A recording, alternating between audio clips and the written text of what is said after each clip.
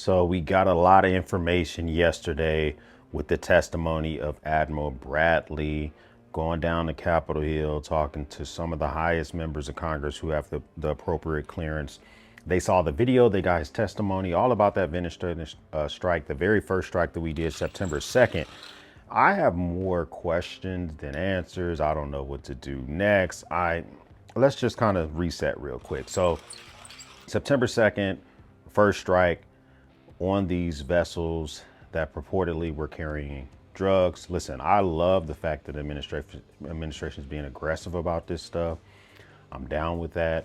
Absolutely want that type of aggression when it comes to keeping drugs out of America. But I also want to make sure that we're kind of staying in between the lines. And the important reason we want to stay in between the lines is that sticking to like rules of war and it protects our troops as well. If we are all of a sudden we're in an engagement somewhere in Europe or Africa or whatever, and that country just says we're terrorists, like let's just say they declare that, and they do the exact same thing we're doing right now to Venezuela, we would have an issue to that. So we want to make sure that we're standing in between the lines. That's why I want to know more. So Admiral Bradley says that he didn't get an order that everyone must be killed. He also said that he conducted that first strike, and after 41 minutes after the very first strike, I don't know if it was a missile or I don't know what hit him, right? But they then decided to hit him with the second strike.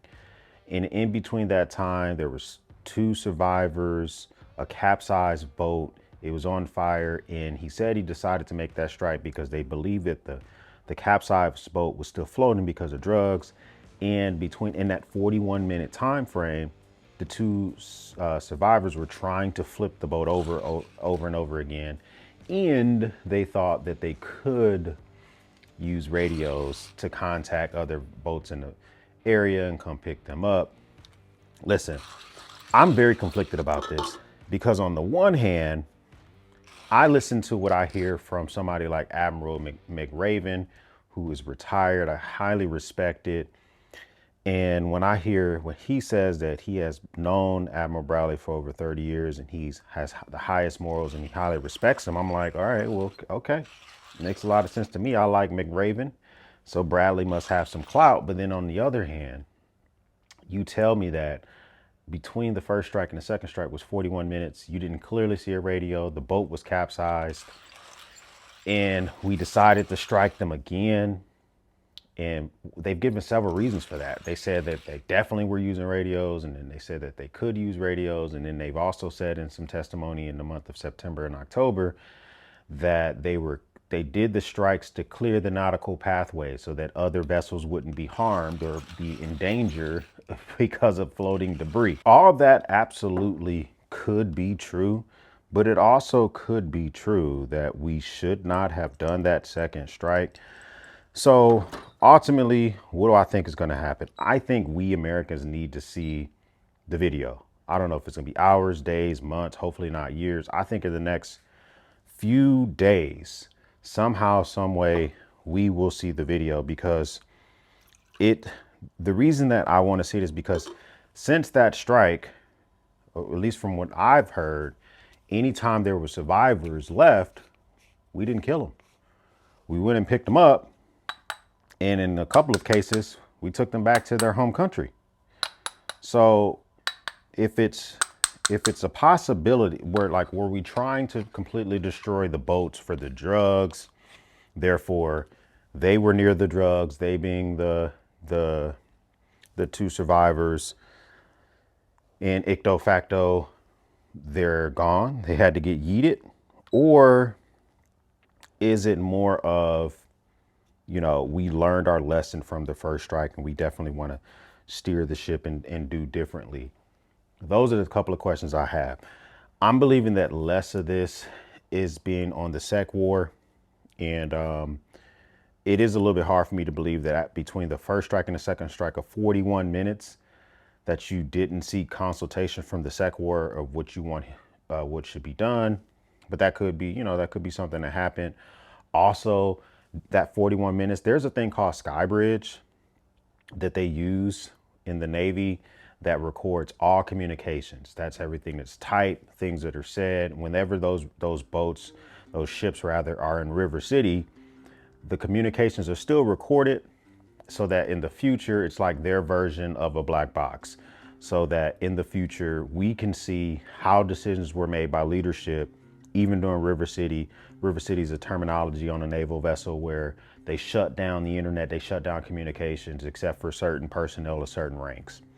And so I want to know, like, what was the deliberative process during that 41 minutes? I just want to know, like, how did we come to that decision that we needed to do that next strike? Because that's also going to be very helpful for me as well. You know, did we decide that these folks are really bad? We have intel that there's other vessels in the area. Mind you, got to remember, this is the first strike. So up until this point, we don't know what they know. We don't know if these folks in the boat thought that the thing blew up. I mean, they probably knew they got hit with a missile, but other boats in the area don't know that they've been hit with a missile. So if they see smoke and fire from miles away, and I'm assuming you're just an out of work fisherman who got paid like $400 by the cartel to run these drugs to Trinidad. But if you see the smoke and fire, you're like, oh man, that's the homie. They were running that coca. Let me go help them out real quick. That's something that Admiral Bradley would know that we wouldn't know. And I actually would like to know some information like that, because if you are, you know what I'm saying, if I am an out of work fisherman and I am running drugs for the cartel and I see the homie's boat is on fire, I'm like, oh man, let me pull up. A, we need to get them drugs taken care of. But B, let me make sure my boy is okay. So that's something else we don't know. So I don't think this is so cut and dry like this is a war crime. If you're already on that boat, listen, I think you're on the wrong side of this in a lot of different ways. And I tell you this all the time of what my cousins know, okay? My cousins live in middle America. They live in Memphis, Mississippi. I got cousins in Cleveland, Ohio, the Rust Belt area. All that to say is, all they know is some druggies got blew up. Bet. Man, they blew some druggies up? All right, sounds good, sounds good. These like nuances of a boat was capsized and 2 people were on there and all this other stuff, they don't know none of that stuff. That's why if you're just so quick to jump out the window and call this a war crime, I think it's not helpful for whatever political case you may be trying to do. But fortunately, I ain't got to worry about that. I like to know how this stuff could affect us when it comes to our prep, our survival, and retaliation from other countries and from other organizations. If we come down heavy on the Sudanese or the Somalians or the Eritreans or some folks in the Middle East, Venezuelans, then they could find different ways to attack me, right? Whether it's cybersecurity or activating cells within the country.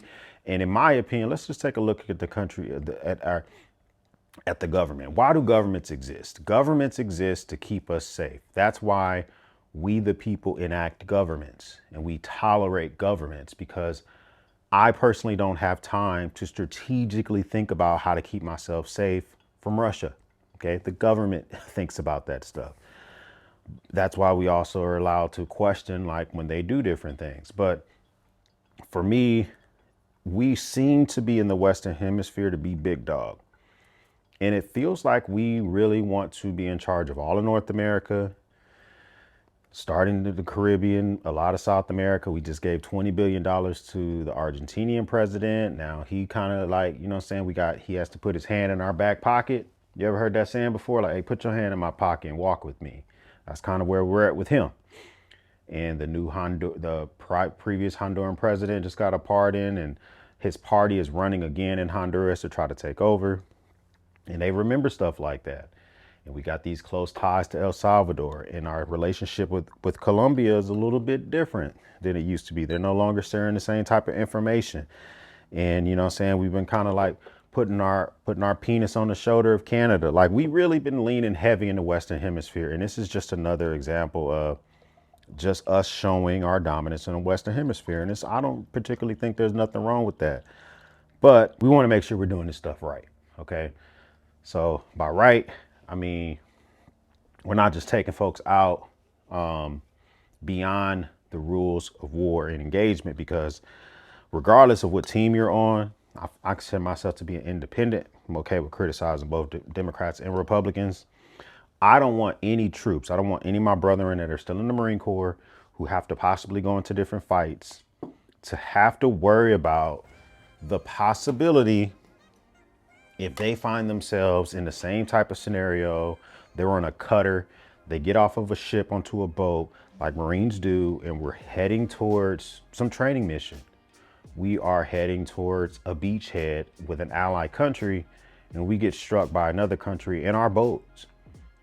And they use the same type of rationale where they double strike, double tap us. That's the information I want to know about.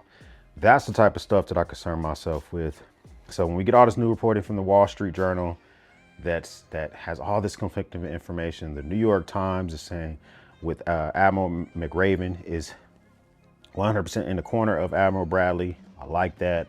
But on the other hand, the Wall Street Journal is explaining that the boat was clearly capsized, that it was clearly just no longer had a locomotive to it. No, it was shipwrecked. It couldn't move anywhere. And then we got these folks in the water. They still could have been a viable target. And that's why I'm giving the benefit of the doubt, because no one in the area knew that they were struck by missiles. So if other boats were coming because of the smoke and fire, I mean, I'm just saying it could be a viable target. So comment down below. Let me know what you think about this. How are you preparing yourself for different things that could be going on with this?